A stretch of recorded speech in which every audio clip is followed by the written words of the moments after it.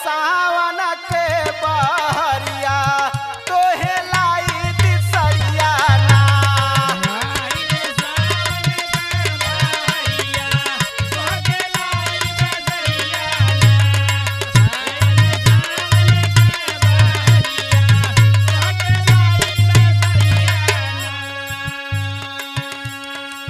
रोपनी बढ़िया से करवैलू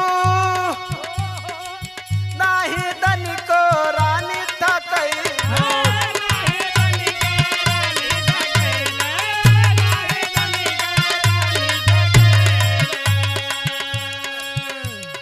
चला रेडी बपहरे गड़िया तोहे लाई दिसरिया ना।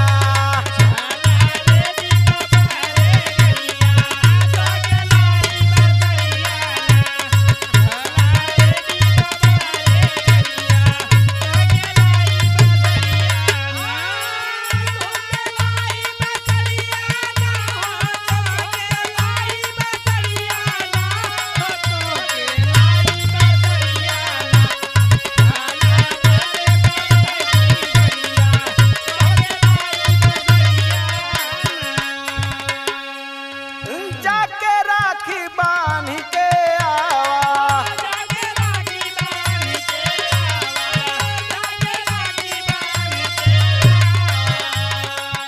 आइल नैहर से तोहरे बोलावा।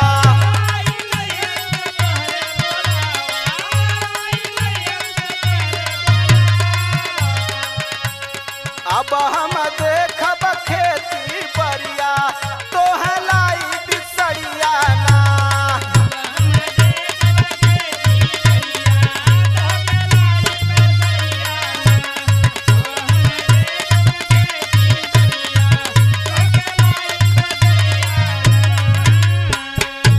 अरे अब तू घरे का चिंता छोड़ा